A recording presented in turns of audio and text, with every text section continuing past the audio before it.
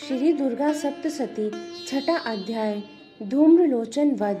महर्षि मेधा ने कहा, देवी की बातें सुनकर दूत क्रोध में भरा हुआ वहां से असुरेंद्र के पास पहुंचा और सारा वृतांत उसे कह सुनाया। दूत की बात सुन असुरेंद्र के क्रोध का पारावार न रहा और उसने अपने सेनापति धूम्रलोचन से कहा, धूम्रलोचन, तुम अपनी सेना सहित शीघ्र वहां जाओ और उस दुष्टा के केशों को पकड़कर उसे घसीटते हुए यहाँ ले आओ। यदि उसकी रक्षा के लिए कोई दूसरा खड़ा हो, चाहे वह देवता, यक्ष अथवा गंधर्व ही क्यों न हो, उसको तुम अवश्य मार डालना। महर्षि मेधा ने कहा। शुंभ के इस प्रकार आज्ञा देने पर धूम्रलोचन 60,000 राक्षसों की सेना को साथ लेकर वहां पहुंचा और देख ललकार कर कहने लगा, अरे तू अभी शुंभ और निशुंभ के पास चल। यदि तू प्रसन्नता पूर्वक मेरे साथ न चलेगी तो मैं तेरे केसों को पकड़कर घसीटता हुआ तुझे ले चलूंगा। देवी बोली, असुरेंद्र का भेजा हुआ तेरे जैसा बलवान यदि बलपूर्वक मुझे ले जावेगा तो ऐसी दशा में मैं तुम्हारा कर ही क्या सकती हूँ। महर्षि मेधा ने कहा। ऐसा कहने पर धूम्रलोचन उसकी ओर लपका, किंतु देवी उसे अपनी हुंकार से ही भस्म कर डाला।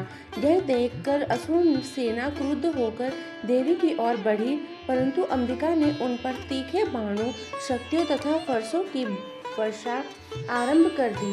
इतने में देवी का वाहन भी अपनी ग्रीवा के बालों को झटकता हुआ और बढ़ा, भारी शब्द करता हुआ असुर सेना में कूद पड़ा। उसने कई असुर अपने पंजों से, कई अपने जबड़ों से और कई को धरती पर पटककर अपनी दाढ़ी से घायल करके मार डाला। उसने कई असुरों को अपनी नखों से पेट फाड़ डाले और कई असुरों का तो केवल थप्पड़ मारकर सिर धड़ से अलग कर दिया। कई असुरों की भुजाएं और सिर तोड़ डाले और गर्दन के बालों को हिलाते हुए उसने कई असुरों को पकड़कर उनके पेट फाड़कर उनका रक्त पी डाला। इस प्रकार देवी उस महान बलवान सिंह ने क्षण भर में असुर सेना को समाप्त कर दिया।